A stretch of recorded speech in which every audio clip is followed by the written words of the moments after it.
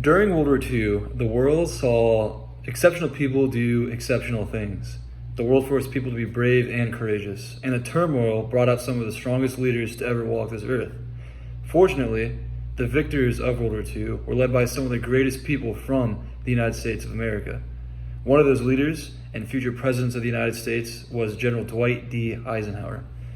General Eisenhower spearheaded some of the biggest events of World War II and was eventually an incredibly successful president, having his leadership groomed by his exposure to such a significant global event. I chose Dwight Eisenhower because of his accolades during World War II and his ability to rally a country in support of some of the biggest public works projects, and his diplomatic capabilities to pull out a country out of the war in Korea. Dwight successfully led the largest amphibious assaults in mankind and defeated Nazi Germany within a year. He would eventually be elected president and see through ideas that other presidents were not successfully able to do. He was also able to ease tensions against communism during the Cold War. This exceptional leadership deserves to be recognized. Eisenhower spent a majority of his World War II command seeing out operations in northern Africa, following his appointment of war planning in Washington, D.C.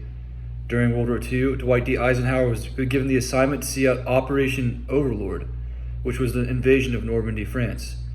The invasion was originally pushed back from June 5th to June 6th due to weather conditions. Eisenhower noted this and decided to go and visit his troops to build morale.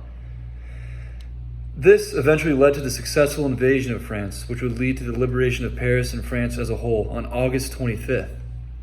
Eventually, the Allied troops would push through Europe into Germany, leading to the fall of Nazi Germany on May 7th, 1945. Unfortunately, his process would be criticized for allowing Russia to capture Berlin rather than the US capturing Berlin. However, he noted that Russia was already in Germany and this would allow for less US casualties. Dwight D. Eisenhower would finish out his command, seeing out the demobilization of Europe following the ending of World War II. Dwight Eisenhower took a brief stint as a president of Columbia University, and he was unsuccessful at that. Eventually, he became the supreme commander of NATO in Europe. President Truman would eventually push Eisenhower to run for president based on his leadership skills that he acquired during World War II. He then decided to run for his Republican bid in 1952. Eisenhower won his presidency in a landslide and became the first Republican president in over 20 years. Dwight D. Eisenhower ended the Korean War within 6 months of becoming president of the United States of America.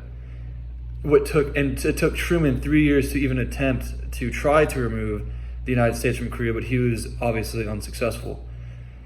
Dwight D. Eisenhower would see through the creation of the highway system, which is seen as the most successful public works project and economic stimulus in United States history. It was bigger than the entire New Deal, and jobs were created all across the United States that would last for up to 4 decades.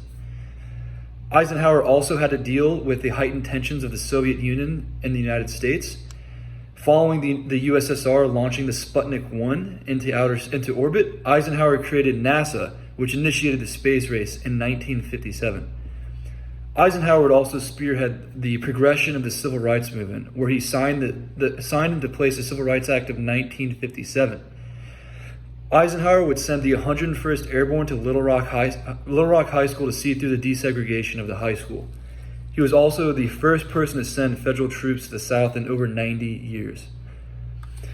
Eisenhower had a remarkable career during World War II, and especially as the 34th President of the United States of America. He built the prosperous era of the United States during the 1950s, and most importantly, he kept America at peace. Having to navigate the U.S. during the Cold War era, dealing with the Korean War, heightened tensions in Vietnam, and enemies of the U.S. gaining access to atomic arms, Eisenhower has always dealt calmly and rationally in every scenario, and was able to devise solutions without thwarting America's prestige in the process.